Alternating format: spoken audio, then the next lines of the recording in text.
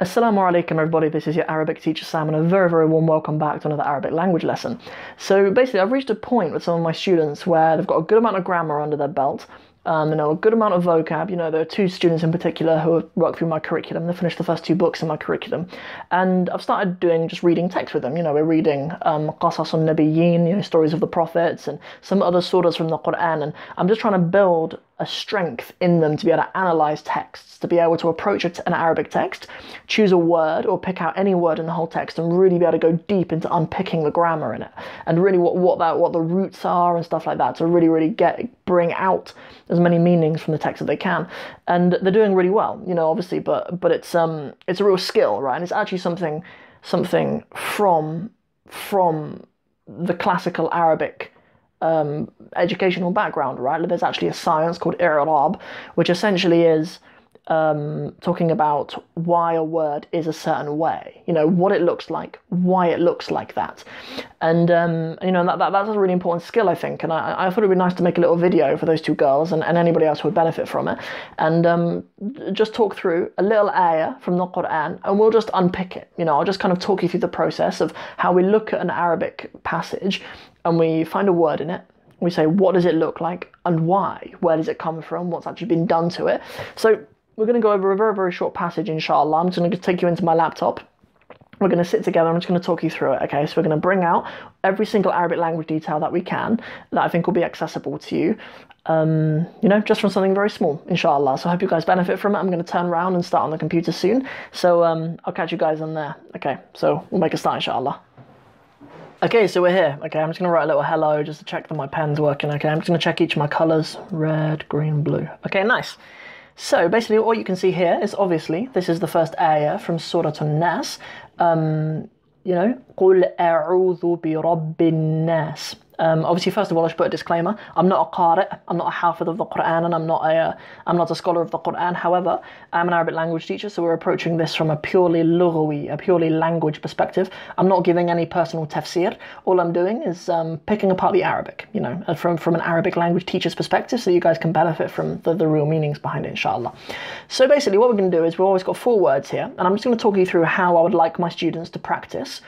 Practicing their analysing skills, practice their ability for me to pick out a word to them, for me to start by saying, okay, qul. First of all, I'd get them to read it to me, and I'd say, what is it? Why does it look like that? How do we say it? What are its root letters?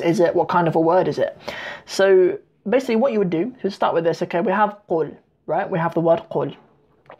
Most of us know that it means to say, but how do we get to that meaning? How do we get to it being an imperative, a command, it being qul, say something? So it actually comes from the verb qala. This comes from the verb qala, but its root letters are not qaf, alif, lam, because an alif can't be a root letter. It's qaf, waw, lam. Nice.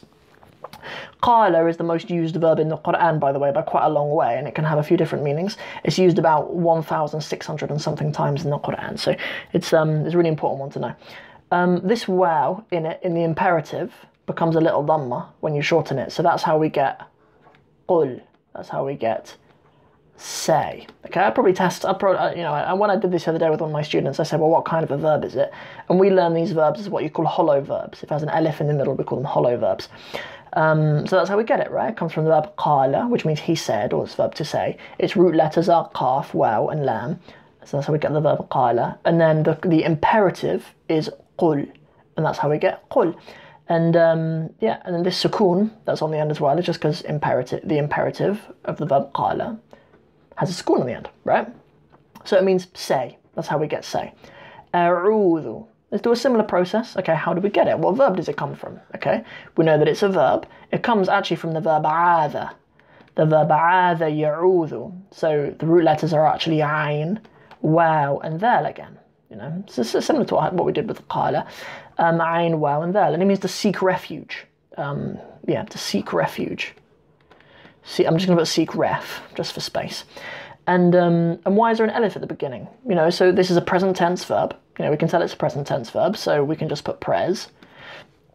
And as this alif is at the beginning, that's kind of, if we have ana, meaning I, if you're talking about I am doing anything, we take this alif from the beginning of ana, and then it ends up on the beginning of the verb. So, a'udhu, that's how you conjugate into the first person. So it's I seek refuge. You know, it's one verb. It is one word in here. You know, we've got a verb. This is a verb. One verb, first person, ana, I seek refuge. Yeah? So that's pretty much all there is to pick apart from it, really. I mean, you could say that it's mudar, you could say that it's marfu', but I mean, you know, because of the dhamma on it, but we don't need to go into that too much. It's just a normal present tense verb. We can leave it at that for now. Bi rabbi, even though it's one word, actually we have two little things to take apart in it. You know, we have two little things to take apart. We have here this little bi, you know, and actually it would be correct in a way to say a'udhu bi is actually the verb. To seek refuge in or to seek refuge with, right, is this bi. And that obviously explains why there's a kasra here and then. I'm going to put this in blue so we know that they're connected. Okay, a harf jar, what we call a preposition, obviously in is a preposition, usually puts a kasra on the next word. So that's how we get bi rabbi, bi rabbi. Yeah, so this here is actually just the word rabb, the word rabb, and its root letters, if you're interested, ra, ba, and ba are the root letters, ra, ba, and ba, rabb. Yeah, it would normally be rabbun, a rabb. Maybe I'd quiz my students and I'd say, well, what's the plural? A lot of people don't really know what the plural of rabb is, but it's arbab. Because, you know, when we talk about Allah, obviously we don't have plural of Allah, but the word rabb can sometimes it means lord, but you can be like the lord of the house or the lord of the land or something. And yeah, arbab. Allah uses that word in the Quran, I believe, to mean like monks or something, but look into that yourselves, inshallah. Arbab, don't quote me on that. Good, so that's the plural, right? And that's why we have a kasra here. You know, we should always be questioning, like, what kind of a word is it? Here we have rabb, which is a noun. Yeah, why does it have a kasra on the end? Well, it has a kasra on the end because of the bi that's stuck onto the beginning. Okay, well, what kind of a word is a bi? It's a preposition, right? So, good. Okay, that's pretty much us picking apart, you know, as much as we can from those little three words. And then we have an-nasi, bi rabbin nasi. Okay, well, the word nas, okay, we know that's a noun. You know, we know it's a noun, and it means mankind. You know, mankind. I'm not going to kind of go into the debate too much because there is a bit of a debate about where the word nas, what its root letters are. You know, some say that it's from nesia, which is a verb which means to forget. But if one of my students knew that as well, that'd be really cool. The verb nesia means to forget something, and you know, I've heard that some grammarians do argue that the word insan and nas, meaning people, comes from the verb nesia because we in our nature we forget about Allah. You know, we have a disposition to forget about Allah sometimes. So that's where it comes from. You know, or is an argument from the grammarians. I'm not sure. Well, I don't have a right to have an opinion on it, really. I mean, I'll leave that to the scholars of the Quran you know, so I won't hold an opinion on it, but if a student said to me, well, I know, I've heard that that's an opinion, I'd love that as well, so that's cool. But the thing that most excites me, really, and what I'd like my students to pick up on, is that, why is there a kasra at the end? We know it only needs to be one kasra because the word's definite, right? If it's definite, you're only going to need one kasra on the end, and that's the same over here. We have bi rabbi. So how is this definite as well? There's no alif and lam at the beginning of rabbi to make it definite. How do we say the Lord of mankind? And how do we get this structure, the something something of something something? Because we've got the Lord of mankind. But where did that come from? Right? So I would want my students to realise that this is a structure that we call an idafa. You know, they would say, whenever you say the something of something in Arabic, that's what we call an idafa, right? That means, you know, there are loads of examples of it, you know, that's pretty much why whenever you see a surah of the Quran, you might see suratu, you know, because this is the first part of an idafa. It doesn't have alif and lam at the beginning, but it does mean the surah of al-Fatiha, suratul Fatihati. Tihati. Usually you won't see it written with that kasra, but it is that case. So we have exactly the same sort of structure over here. The surah of Fatiha, the Lord of mankind. So that's why we have Rabbi suratu. Yeah, it's definitely just one dhamma here, just one kasra here. And then the second part, what we call the mudaf ilay, or the second part of this kind of structure, the of something something, has alif and lam at the beginning and has a kasra on the end. And that's exactly what we've got here as well. An-nasi. You know, another really common example of that is especially if you Somali brothers and sisters are out there, you definitely have a family member whose name is Abdu Allahi. Abdullahi. You know, that's something I love about the Somalis, by the way, that they usually pronounce the he on the end. Even though you can just say Abdullah, they actually say Abdullahi a lot of the time among the Somalis, because this is an idafa, you know. This is an idafa name. The servant of Allah. The surah of Al-Fatiha. The Lord of the mankind. You know, so if a student can explain that to me as well and realise, well, that's why there's only one kasra on birabbi. Why isn't it birabbin? You know, why isn't it birabbin? You know, it's only birabbi because it's definite, but it doesn't have alif and lam to show us that it's the Lord, because it's the mudaf. You know, so it wouldn't do. And then that's why we have an-nasi, you know, because this is the mudaf ilayh, and that's why that has a kasra.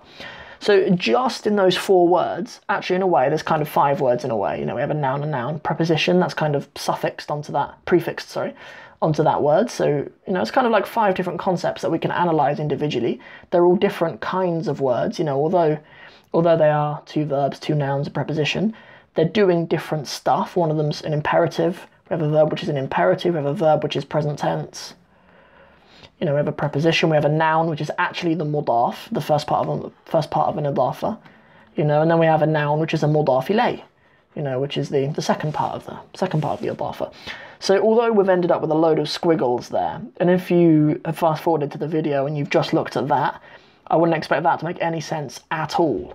But the sort of questions that you noticed me asking throughout the video, you know, why does it look like that? Why does it have that case? What is its role in the sentence? What does it mean? You know, what does it look like and why? You know, that is a science that the Arabs have been doing for a very, very long time. As I said, it's called i'rab. You know, if you were doing the i'rab of the word, you know, an-nasi, you might say something like, you know, we'll keep it simple. Like, you can do really, really complex i'rab, but if you did like a simple i'rab in Arabic, this is a little bit of a step up. If you're a beginner, in Arabic, this little bit that I'm about to say, to take it with a pinch of salt, inshallah. You will learn it, you'll get to a stage where you'll learn it, but don't worry if some of it goes over your head, inshallah. So if you're going to have this, you might say something like, you know, you talk about what role it is. Mudaf ilayhi, majroor. You know, majroor means there's a kasra on the end most of the time. Mudaf ilayhi majroor. Wa ilamatu jarrihi. وعلامة جره, and so you're saying it's mudaf ilayh, you know, it means of mankind.